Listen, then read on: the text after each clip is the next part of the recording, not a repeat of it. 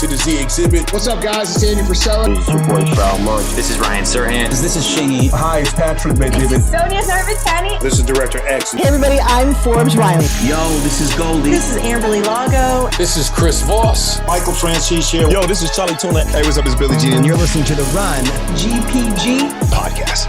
I'm going to go hang out and listen to David's next podcast from The Run GpG. You might hear something you like. Peace.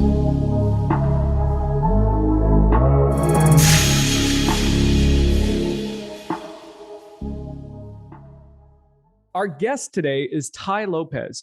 Tai is an entrepreneur, investor, keynote speaker, online personality, and advisor to over 20 multi-million-dollar businesses.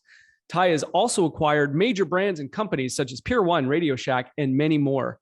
With 400 employees and 7 global offices, I believe, Tai believes that knowledge allows for more opportunities and creativity and economic freedom to achieve success, happiness, and the good life.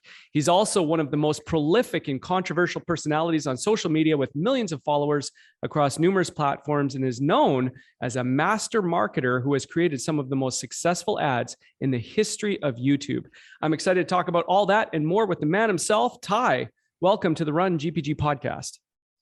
Awesome. Thanks for having me on. Hello from Sweden. Hello from Sweden. Walking around. I was telling you, I used to do podcasts sitting down, and then I was like, you know what? I don't like sitting down, so I don't do, I found that I do a better podcast if I'm moving. I read a book on creativity, the science of creativity, and one of the things that's actually proven to increase creativity is changing location. Even if it's within your home, traveling, so many great ideas come when you're moving. I have this theory, well, it's not even a theory anymore. If you study like evolutionary biology, humans aren't really meant to sit down. I just watched this YouTube random reel somebody sent me, this 83-year-old African bushman, and I swear this guy was more ripped up. It looked like he was on steroids, but obviously, he's like literally in a village and it's probably 7% body fat. And the reason is the guy's always walking. There's a good book called Matt by Lieberman out of Harvard on the story of the human body. The average male in our evolutionary past, our great-grandparents, walked 9 miles a day. Women walked about 7 miles a day. And there was no such things as sitting. There's no chairs. People used to either lay down or stand up or squat, like a deep squat, around the fireplace. But I started doing that and really noticed a difference. I sit about 10 minutes a day. So these podcasts now, I'm like, I have 2 choices. Enjoy my life or sit and do podcasts. I'm like, I'm gonna enjoy my life and figure out how to do podcasts. So you get the background here, this is Stockholm. I live in Europe, good bit of the year. I respect the hustle. Yeah. Sweden looks beautiful, looks a lot like Canada, to be honest with you. Yeah, they have some similarities, northern latitude. Yeah. So listen, Tai, I'm super excited to have you on today for a number of reasons, but most of all is timing. You're one of the most well-read and informed intellectuals or entrepreneurs I can think of. You're known for having your finger on the pulse, as we say, of what's current, relevant. So it'd be good to get your take on and your perspective on, the current state of the union. We could say, what's going on in the world. But before we do that, I just want to get a little bit of your background and your upbringing, if that's cool, because besides all the, the companies and the businesses you're involved in, you have a massive personal brand, right? People know you from YouTube, on social, we got the cars, the jets, all that stuff. But maybe if you don't mind, can you tell us a bit about your upbringing, your background? Who is Tai Lopez? Where are you from? Where did you grow up? Sure. I was born in Long Beach, California, part of LA. My dad went to prison there when I was a little baby. I don't remember. He's from Harlem. Technically, I'm supposed to be a New Yorker, but dad from Harlem, mom from California. My mom's German, my dad's Spanish. So they came from different sides of the railroad tracks, you could say. My mom didn't grow up rich, but her side of the family was more intellectual professors. My grandpa was a professor at Yale, my grandma, and both of them met there. So they were kind of from that German world. Not so much about money. In fact, they kind of looked down on money, but things like reading, and that's where I got that, because I was raised by my grandma and grandpa when I was little, since my dad was in prison and my mom was a single working mom. My stepdad got transferred to North Carolina when I was a teenager, and so I started playing basketball in North Carolina, and that's where I got interested in farm stuff. A lot of times I'm starting to post stuff from my farms. People ask where that came from. That happened when I was a teenager. You know, after high school, I went and worked for 2 years with Joel Salatin, and I traveled the world trying to find mentors. Went to all over 20 countries, and I lived with the Amish for 2.5 years, trying to get away from society, find peace, and all the things that the modern world doesn't have, community. Then I went back from there. I went back into the quote unquote normal world, started working for GE Capital, GE Financial, and pivoted that into internet marketing. So that's where I needed to generate leads, and that's where it got me into the internet. And so then I took over some nightclubs, my first M&A deal, you could say. There was in Raleigh, North Carolina. And so then started doing real estate. The guy that I was doing the finance company from a real estate background. So just kind of slowly transitioned from farming, well, really from the inner city to farming, and then back into business. And so that's kind of the background story. Well, yeah, and interesting. And I've heard you talk about this. You know, you mentioned it. You kind of grew up in two worlds, right? Like your father's side of the family, as you mentioned, you know, your dad went to prison. He's was an OG. And then on your mother's side, you had scientists and astrophysicists and intellectuals, right? So you had these two worlds you grew up with. So what are your thoughts on that? Is that what's made you controversial or compelling, I guess you could say, and your thoughts on how, your early environment affects who you are? First, I'm not very controversial on a day-to-day basis. When I travel the world, 99% of people I meet are like, wow, I was in your 67. In fact, it's been almost 10 years. I've never had somebody in person be negative. Controversial is not necessarily a bad thing. It just means people are talking about you. But I'm saying even then, controversial, I'm not as controversial as people think, but speaking to the fact of the controversy, some of it is, look, I was living that lifestyle that people saw on Instagram for a decade before I posted it, and people thought I just did it for the views. But I got my first Ferrari, Maserati in 06. First time I ever posted it online was 2015 or 14. So a lot of people were like, oh, this guy rented a car.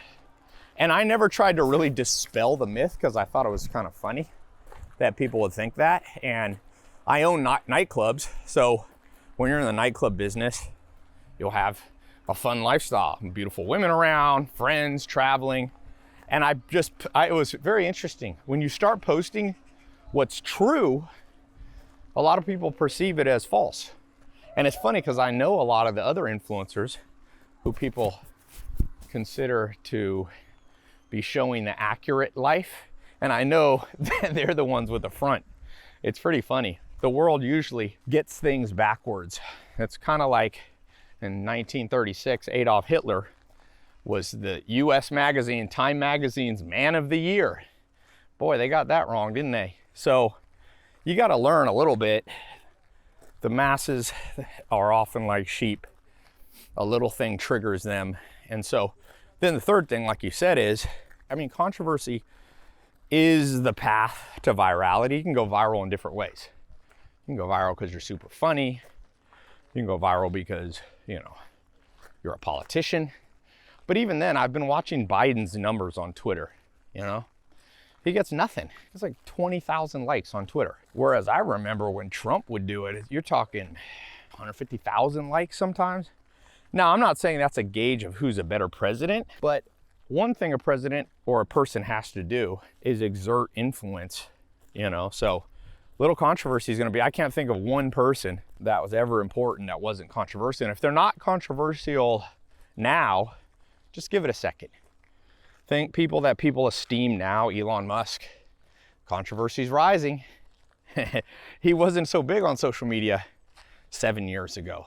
I remember when I first met him, it was 8 years ago. I was at a movie, nobody knew who he was. I was standing behind him in a hot dog line and I was like, hey, you're Elon Musk. He's like, hi. He was a niche character. He wasn't controversial so much, maybe in Silicon Valley, but now they're coming for him.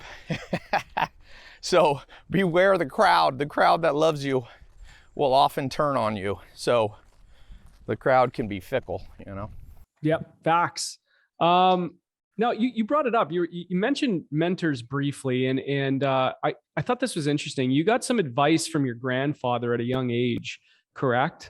That was pretty interesting when it came to mentorship. What advice did he give you, and what did that spark in you? The world's too complex for any one person to have all the answers. So he said, if you're lucky, you'll find a handful of people along the way that can, or along this path that can lead you to the truth. So that's why I realized the quest for mentors, not mentor, a mentor, but mentors was what I had to do. And so that kind of started me. I started buying a lot of books that were considered quote unquote wise. And I lived in a mobile home when I was a teenager, had a little bedroom, I remember. And I built shelves on the wall so I could put 3x5 note card boxes. And I would sit there every day and write 3 or 4 smart thoughts, quotes, sayings from everybody from, Will Durant to Aristotle to modern day thinkers. So that was the beginning of like trying to be eclectic. And then when I went with Joel Salatin, he was kind of the father figure who taught me business, but also a lot about life. And he introduced me to his mentors. And I'm still on that path, today. It sounds like it's in your DNA, right? You had the intellectuals there, your grandfather was talking about seeking mentors. And really, we live in a time where you can be mentored by anyone you want. Really, you absolutely can. You can be mentored by anyone. So I guess that's where your love of books comes from, and seeking knowledge, right? Your book list, your book club, it's legendary. Of course, you're known for your recommendations. As I said, one of the most well-read entrepreneurs I can think of. Don't want to put you on the spot too much, but top 3 life-changing books in your life. Got to ask that if I have Tai Lopez on the show. Top 3. One, I think, controversial one, Sigmund Freud's book. It's called, one of his books, it's called Civilization and Its Discontents. It's a very short book. In fact, you only really need to read the 2nd chapter. It's insanely, people all often think, oh, Sigmund Freud's discredited. Well, I'm like, well, every great past thinker is discredited. Nobody believes in Newtonian physics or, Aristotle's understanding of ether and the universe, but they're still brilliant. And I think Sigmund Freud is the smartest person I've ever read. And I've read most of the people. Like I said, he had some incorrect thoughts. He liked to prescribe cocaine, which, hey, he was right on that one. If you were depressed, he had a cure that worked every time. Cocaine was new on the scene in Europe. It was a doctor prescribed drug, So, but that book, Civilization is Discontents, the 2nd chapter on what the purpose of life is just astoundingly intelligent in like 5 pages. So I'd start there. I think number 2, a great business book. There's an author named Steven Johnson. Anything that guy writes is just wildly intelligent. He has a book called Where Good Ideas Come From. It's a really powerful book. I have a little free list, tailopez.com/books, and it's on there. I forget what number. Peter Drucker, of course, is in that category for business. And then I think for business, I always say business is 50% psychology and 50% numbers and technical skills. So you got to read the great Dr. David Buss, one of my current mentors, his textbook. It's a Harvard textbook. It's literally just called Evolutionary Psychology by Dr. David Buss. It reads a little bit like a novel in the sense that it's not very boring, and it's just insane. It really will open your eyes, whether you're an entrepreneur or not, on how humans work together. And a lot of thoughts that we have, a lot of things people are confused on, can be cleaned up and clarified literally in one book, which is pretty, I rarely say that. You can get the modern day science of evolutionary psychology is just mind-blowing. If you want to need another book, I'll give you a 4th one that not many people, I warn people around this book. This book is too much for most people in the sense that it's what I call too true. The book The Folly of Fools by Trivers. It's an insane book. He's actually a guy that he's really old now, so he's a little bit out of the game, but I've done some private mentoring with him. He's almost the most cited scientist alive. He came up with things like parent-child conflict theory and reciprocal altruism. He's the father of modern biology, evolutionary biology. So that's a good book. I think, a lot of people who follow me want to make money, and that's good. And you need, making money though, really, it depends on what level. If you're trying to make a lot of money, most people who make a lot of money are relatively big thinkers. Like, they understand how the whole world works. They don't just go, how can I make an internet marketing funnel that kicks out money? So, but there are, if you want to make 10 grand a month, these may not be the best books for you. You're better off just doing like some podcasts or side hustle kind of things. I have courses on that, YouTube, different people. But if you want to get a macro understanding, which I'm a big fan of like, how does this game really work? Because once money comes from, first off, what people forget is money comes from people, right? So a lot of people, you hear people say things like, I see social media influencers saying, just do you and give no fucks about what other people think. Well, if you're trying to make money, this is nonsense. If you give no fucks, then how will you solve problems? Money comes from solving problems, right? So actually, the people who, if you want to make money, you should give a lot of fucks about those things that people need. Steve Jobs gave a lot of fucks. He was like, people need personal computer. Shouldn't just be a big mainframe. Software will change the world, and so, and hardware, of course. And so the reason I like to read books maybe that are a little different than most people would recommend in business is because as you understand how the world works, you know how to give the world those services and products that the world needs, which in exchange, the world will give you money. Yeah, well, first of all, thank you very much for breaking those down. I appreciate that. People are always curious what you're reading, of course, as you already know this. But you touched on so much there. One of the things is, that whole like testosterone driven, do what you want, no regrets type of, sales coaching and mentorship. It's a little played out now. People don't respond to it like they used to. Now people are looking for more of a holistic approach to life, right? Because, the last few years have been really hard on people. Mental health is an issue, right? So people don't want to hear that rah stuff anymore. That's what I've been hearing. We're in the real estate space. We're involved in this stuff all the time. You see, the coaching and the mentorship and whatnot, and people are just over that really A-type personality driven, testosterone riddled, kind of coaching. People don't like it anymore. People don't respond to it. But speaking of books, the more you learn, the more you earn. You have one of the most viral marketing videos of all time, the Here in My Garage video. It really is. And the reason why this is so interesting, and I know you get asked about this all the time, but it's a case study. It's a case study in successful marketing, copywriting. What was it about that video that made it so successful? And you kind of hinted at it earlier, but the keys to going viral. Yeah, well, going viral is a combination of skill, repetition, and luck. And I think there's different schools of thought on virality. I do it with this kind of 27-step outline. Sometimes I'll do it mentally without even thinking about it. I've done it enough, or sometimes I'll write it out ahead of time. But you need a combination of things. Obviously strong hooks, but there's other things. You need compelling reasons for people to stay and watch the whole ad. So that's important. Sometimes people forget to frame why you should stay. You need a combination of simplicity, which allows people's brains not to explode. But at the same time, you need a combination of novelty.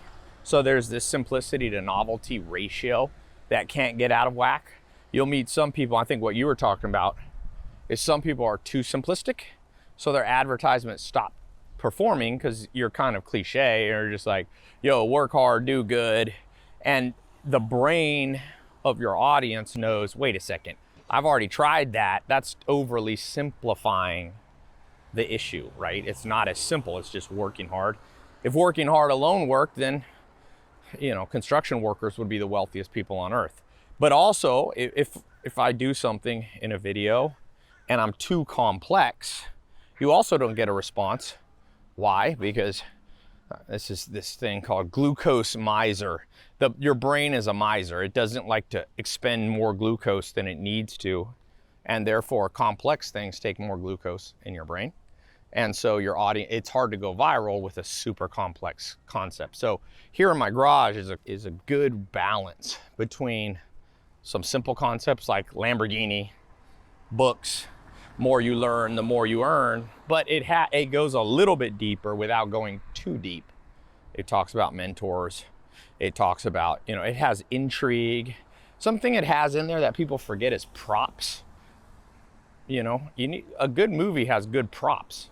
People forget that. That's why I was saying me walking, doing this podcast, everything behind me acts as a prop. So it had good props in there. You had a bookshelf, you had a Lamborghini, you had a house in Hollywood Hills. It had that element of virality. It was the right length. A lot of people do too short.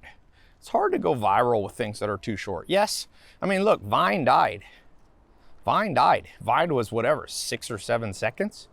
It's too short. And in fact, if you look at TikTok and so on, they're adding 2 minutes. You need more time. The Here in My Garage was a 5-minute commercial, so to speak. So it was the right length. I think a lot of people get the length wrong. And then it landed you on a landing page that was long enough. It had about a 1-hour landing page video.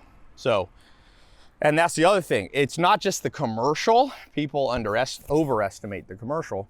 The commercial creates the intrigue, but the landing page also had a 1-hour video. If you get a 1-hour video, well written and compelling, it's insanity the results you get on that, even more than the Here in My Garage ad. So not many people ever remember the video. The video on the landing page was, in many ways, the real catalyst. Obviously, they work together, Well, like I said, it was a case study, and I think you're right. TikTok has longer videos. Instagram just increased the length of the reels too. Yep. I think up to 90 seconds. So you're making a good point. I've also heard you talk about Instagram and TikTok and they use an algorithm that's kind of a form of hypnosis, right? It's almost like they're hypnotizing. Can you explain that a little bit, or your thoughts on what they're doing there with their algorithms? Well, TikTok and Insta and YouTube Shorts and all this, they're somewhat brainwashing the world in the classic sense. When you look at Instagram, TikTok, it's this powerful tool. They use they call it the algorithm, but it's really a hypnotic. When you think about hypnosis, what is hypnosis? It's continual stimuli that puts you in a dreamlike state or an altered consciousness. By the way, that's Freud was one of the big. It's funny, Freud has been discredited, the psychologist, over the years because he believed in hypnosis, but in fact, he was right. TikTok, every single person that's ever used Instagram or TikTok, I'm pretty sure you realize you go into almost a hypnotic state when the algorithm shows you, like if you start watching basketball, I like basketball, so there's a lot of basketball stuff that shows, and it's like basketball. And all of a sudden, you can find yourself literally passing 30 minutes and you haven't done anything. You're laying on the couch. So these algorithms are crazy, powerful force in society. They're going to shape the views and the morals. And really, more than the morals, humans have some morals built in at birth. But what can be changed by your environment is the norms, right? So how do you express these morals?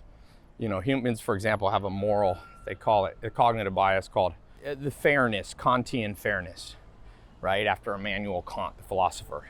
But it expresses itself in different ways. Like, for example, the Aztec Indians, before they would sacrifice their human sacrifices, they would let them live 2 years with them and feed them good food and give them everything their heart desired. They're like, let's be fair to this human sacrifice.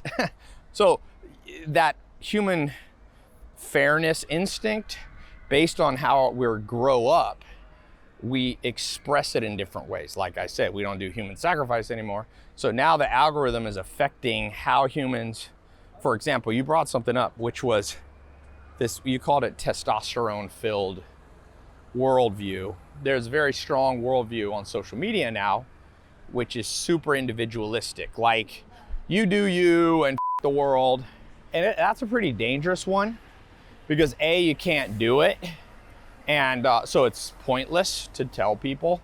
So, but B, what it's doing, it's creating a worldview that's narcissistic.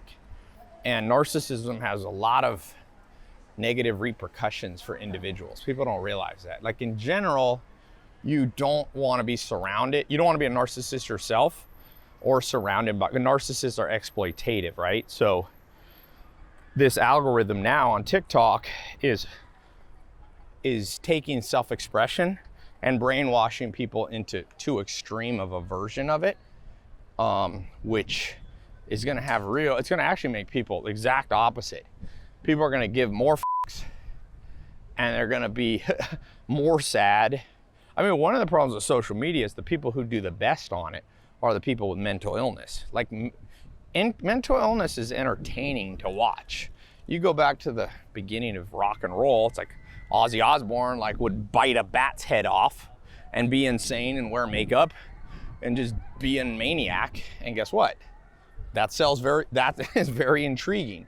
So one of the problems with the algorithm also is it's basically making you watch insane people, or the technical word would be emotionally unstable people, get the most views for the most part. There's a few exceptions, but not many. And some of these dark triad traits like narcissism, Machiavellianism, psychopathy, also do really well on social media. So basically, not only is the algorithm feeding you whatever the Chinese and TikTok want to feed you or whatever Zuckerberg wants to feed you, but also it naturally gravitates towards insane people influencing you the most. I always say, like, social media, don't get high off your own supply. I only post on social media. I don't really watch it at all.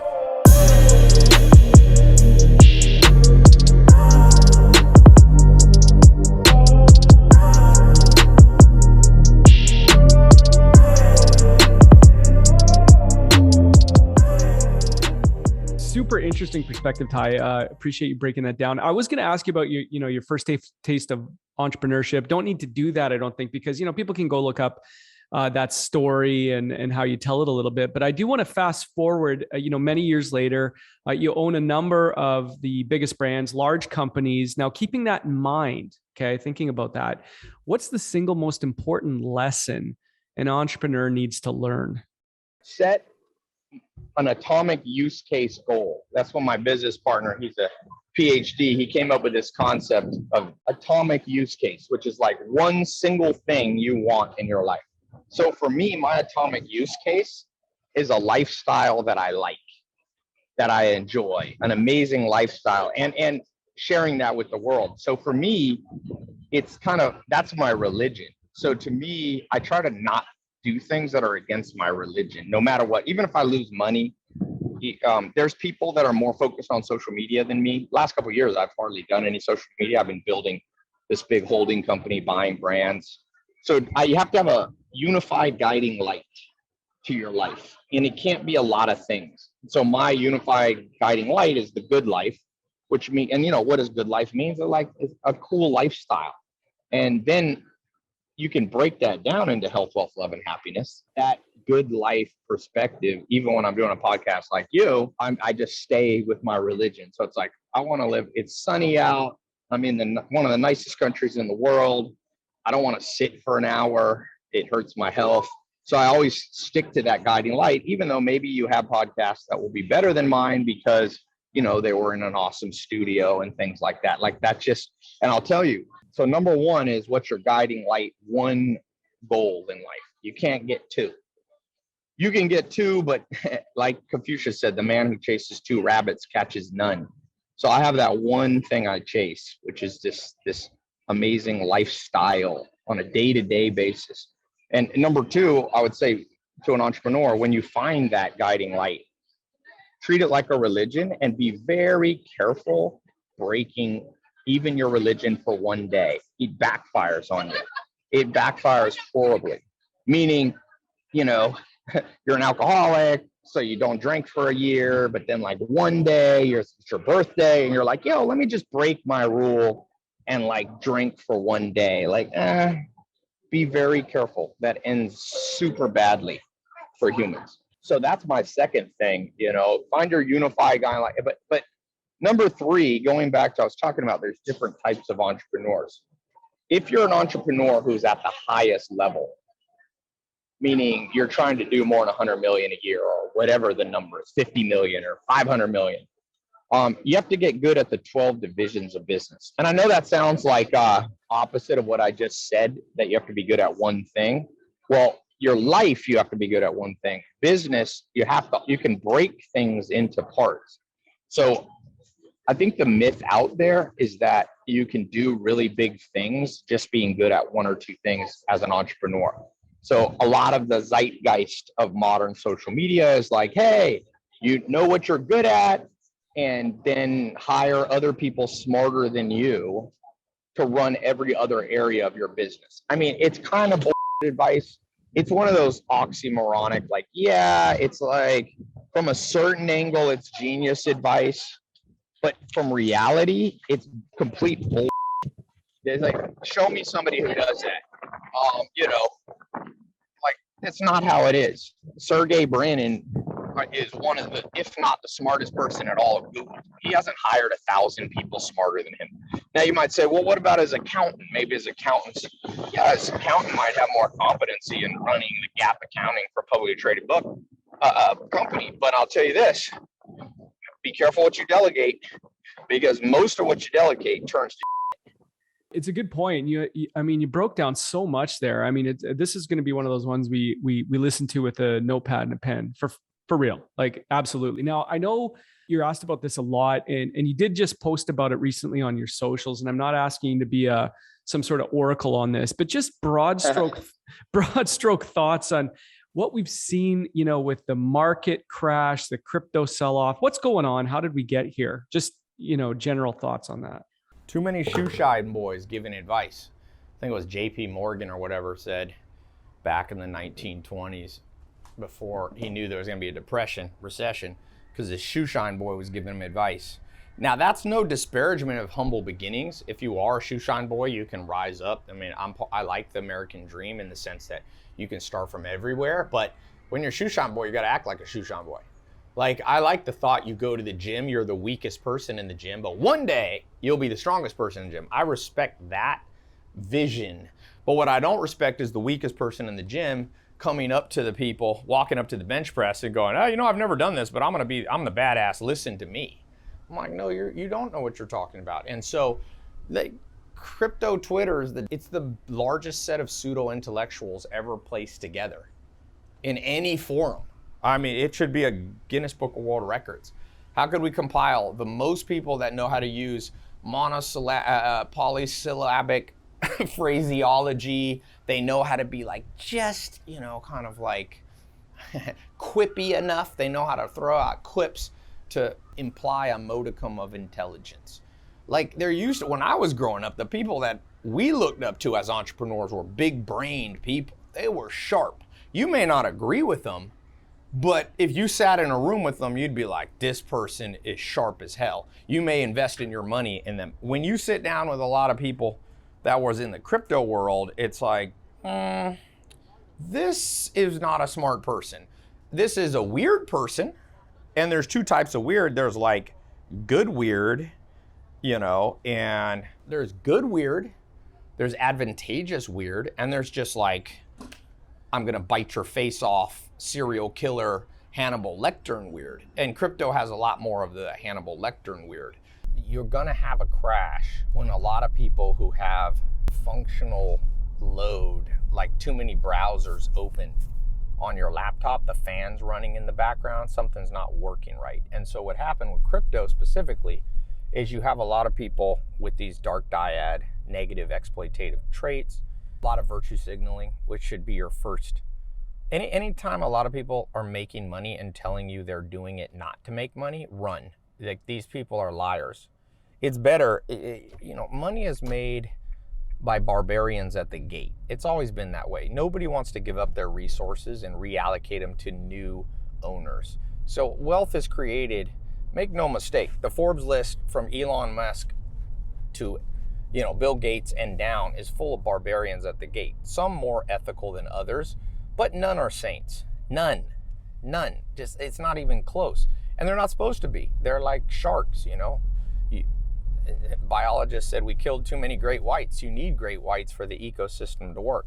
Well, that's what billionaires are. And so crypto, you're better off to have people who are just like, yeah, I'm a great white shark. Watch out. That is usually a sign that people are more self-aware and less exploitative. As weird as that sounds, the shark who tells you is a shark is less likely to exploit you. I do a lot of business, for example, in New York City, private equity, dealing with, these are people who are billionaires or control many billions. In New York, nobody tells you, yo, bro, you know why I'm here? I'm here for the legacy and I'm here to help humanity. Crypto has less equality between wealthy and poor. Like 10 wallets control all of crypto.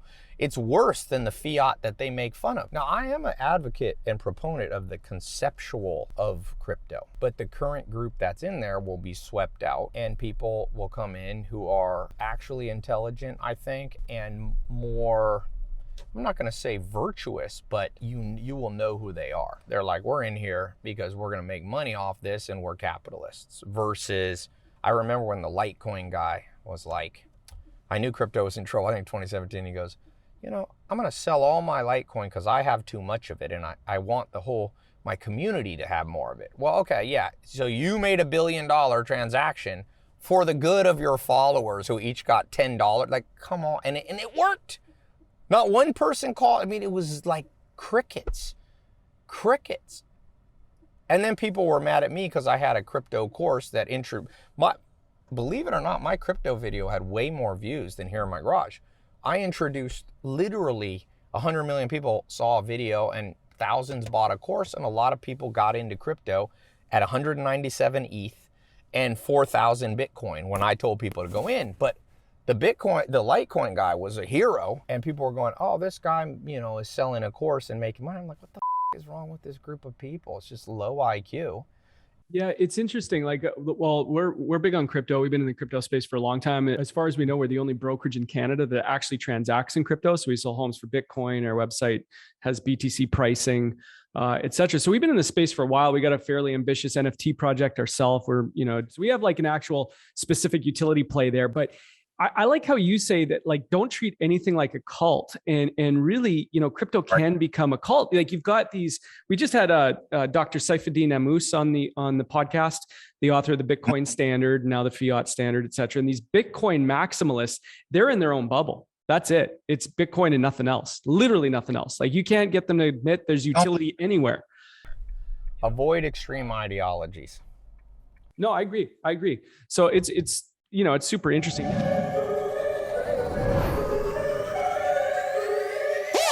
Are you a new real estate agent or thinking about getting a real estate license? If so, you're going to want to ask about the Greater Property Group's Agent Scholarship Program.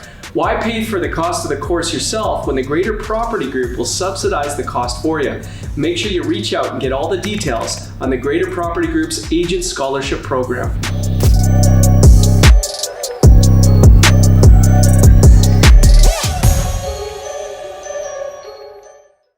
If you had to guess what's next. Bitcoin maximalists have literally talk about pseudo-intellectual. Okay, so let's say, well, there's only 21 million of them. Okay, as if a fixed amount, it's actually not true that a fixed amount is the best. Now, on one extreme, you have a fixed amount of anything, a currency or so, and then the other side, you maybe have a Federal Reserve that prints too much money, or the Weimar Republic or Zimbabwe or something. But the actual truth is in between. It's actually smart to have a currency that can move a little bit. And actually, you see in the stable coins some of the mistakes of this concept of peg not being able to break at all. Sometimes it's better for the peg to be able to break just a little bit, not a lot. Just like the way they build skyscrapers now, so that there is no earthquake protection as they move a little bit. So the concept that 21 million of something makes it the best is just, it's amazing that people are impressed. Well, the other part of it is, I do like Bitcoin though, but I like Bitcoin because it's a brand name. That's it.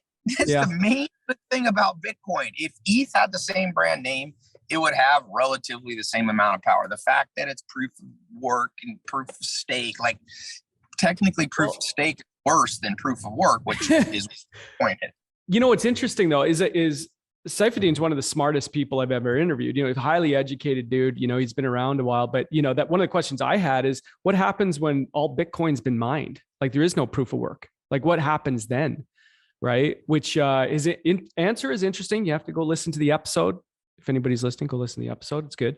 So again, not asking you to be, not to be a fortune teller here, but, or an oracle, but if you had to guess what's next, are we in for a long recession here?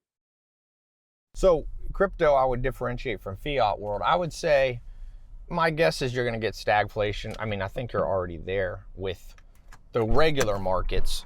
They're overpriced. A lot of garbage tech companies are overvalued. You know, what goes up will come down always. Most recessions happen about 10. I think you may have a lighter one than you think. Crypto, I think for every month of trauma, it takes at least 2 to 3 months to recover.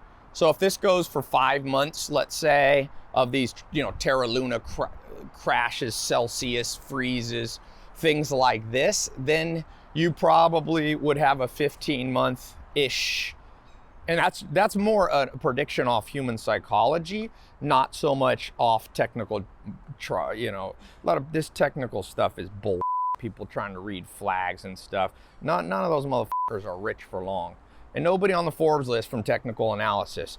Now, even if the technical analysis will work, somebody else will figure it out and parity will come and take your profit from you. But I think crypto, if we go 5 months now if you go 12 months with absolute trauma, you're in for probably 24 months till people really trust the system again.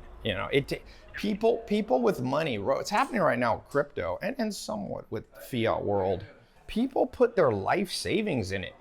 They put their rent there, and now they're trying to pay rent and they can't get their money out of Celsius, or they can't liquidate above their cost basis. So guess what? Those people aren't going to forget it.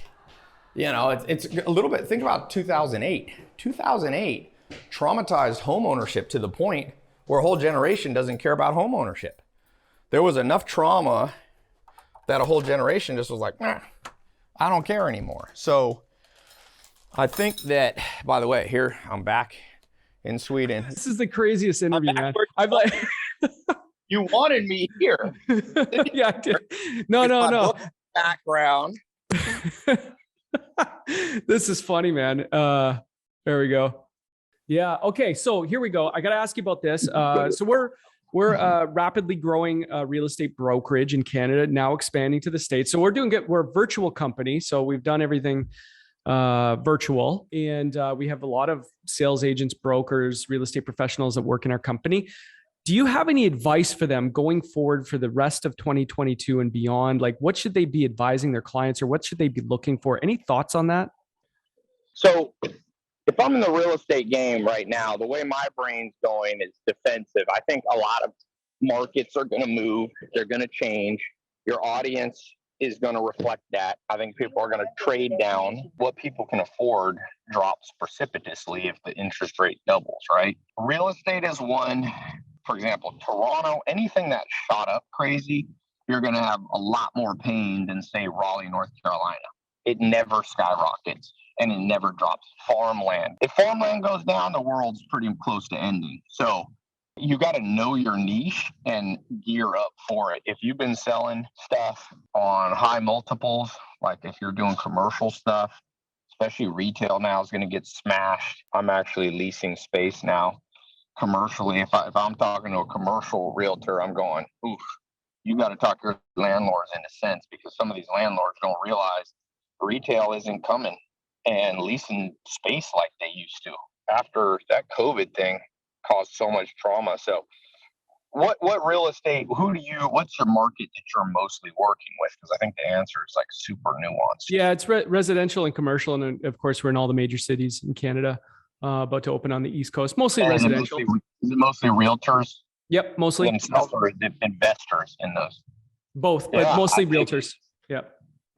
I think Canada Toronto going to be an interesting market. I think people trade down. The key thing to watch, forget inflation is the wrong thing to watch, because first off, if you actually look highly logically at inflation, there's many things that have not inflated. So it's still the cheapest time to buy certain things. America, for example, housing is much cheaper as a percentage of your income than places like Europe, right? Europeans are used to spending much more of their monthly income on housing. So I think what will change the game is jobs. People start getting laid off, the whole game changes. That's what really drives a recession. And what does that? Profit. So you have to look at, if all of a sudden companies, you're a realtor, your people that you're selling houses to, they work at companies. If the profit starts massively shrinking, and you're seeing some of that with the supply chain messing up margins and so on and so forth. But that a little bit balances out because somebody's winning. Who's winning in shipping delays? People who are in like Maersk in Copenhagen. These guys are getting rich off the fact that they can charge $18,000 for a container. So what you got to watch, a simple metric, is just jobs. If jobs in Canada get smashed, being a realtor is going to be a whole new game, because you're probably the best thing you do is going to be people fire selling their homes, or the expensive extra home they bought. So there'll still be a place for realtors. And as my mentor Joel Salton used to say, the cream always rises to the top. Meaning, if you're a good realtor, you're on your toes, you're you have the personality traits called conscientiousness, which is diligence, prudence, organization, and perfectionism. If you're high in those four things, you're going to do well. It's just when times get tougher, like now, only the more skilled people make it. So it becomes a squeezing. It becomes they call that a winnowing of the chaff, if you want to use an old-fashioned term, where you have, like, when you're thrashing or harvesting wheat. Yep. You have the actual wheat, which is the good stuff. It's heavy. And then you have the chaff, which is the parts of the plant that are inedible. And as it shakes it out, that's how like a modern combine or an old-fashioned thrashing machine, it shakes them, and all the lightweight stuff falls through. And the only thing that's left is the thing with substance. So when you get an economic, whether it be stagflation, inflation, recession, job market, the only job security is to be really good at what you do, be committed to continual improvement, go to bed a little wiser than you were the day before. That's your only insurance. Everything else is a bad bet. That's your best bet. We call it the Darwinian thinning of the herd. Couldn't agree more. Last two questions, Ty. You could have dinner with any three people in history, past or present. Who would they be and why? Sigmund Freud, number one. He made the concept of the subconscious and modern understanding of humans. I mean, you got to meet him. I would say that's number one. Number two, somebody I would want to meet like a Genghis Khan. Just what got this guy motivated? The greatest conqueror of all time. Well, I'd say Genghis or Napoleon, maybe Napoleon. Napoleon is the statistical greatest winner of battles in history. Yeah, he lost Waterloo, but he won 53 out of 60 major battles. I mean, Alexander the Great was 6 out of 6. That's not on the same level. And Napoleon was an absolute mathematical and brainiac genius. He was a high IQ person. I mean, he gets a bad rap, but there's no books. More books have been written on Napoleon than any other living human. He was a monumental democracy, kind of comes out of Napoleon, as we have in the, so Napoleon will be 2. 3, I mean, somebody like Gandhi, somebody who, sacrificed their life for the good of others, lived in poverty, like a Nelson Mandela, a Mother Teresa, a Gandhi, all those type people. Well, I'd have one of those. So I have one, one psychologist, one conqueror. Now, what was the second question? Okay, board of directors, fantasy board of directors. If you could pick 3 people to be on your board of directors, past or present. Is an underrated entrepreneur. He's not been as likable. The man does not make a lot of mistakes. I think I would have Jeff Bezos. I'd have Rockefeller. He was a force of nature. People don't understand. But more importantly, he imposed his will upon the world, which can be bad in the set if you don't agree. He wasn't a virtuous man, but that's a trait that I rarely see. Not just confidence, which I see a lot talked about on social media, but I'm a believer that your confidence should be your confidence. So he backed it up, you could say. A lot of people have confidence, but they don't have the commitment to excellence. So you could throw in a 4th wild card on my board. I would have somebody, Queen Elizabeth in the 1500s. She was the Virgin Queen, and she's one of the greatest leaders of all time. Queen Elizabeth was an amazing decision maker. I like people that don't make mistakes, I guess is what I'm saying. If you look at my board, it's like people who, because I think mistakes are overrated, and people like to virtue signal by going, I make a lot of mistakes. You only learn through mistakes, but really, life is too short. And if you make a lot of mistakes, you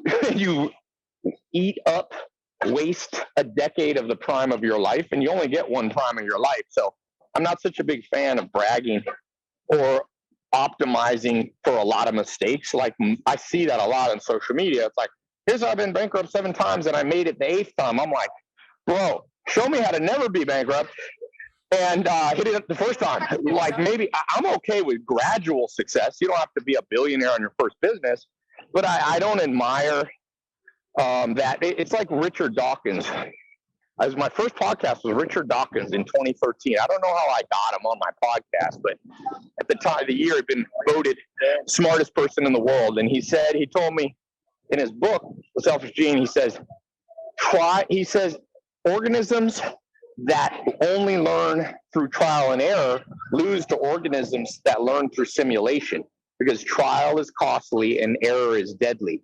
So basically, if your way of learning is losing a lot, be careful. You may lose once that you never recover from. So my board is, I try to fill it up with people. Queen Elizabeth didn't make many mistakes. She was a good decision maker. She knew when to listen. She knew when to go fast, when to go slow. So there you go. Wow, what an answer. And take the rest of the day off, Ty. Love you, bro. Thank you very much. Okay. All right, talk soon.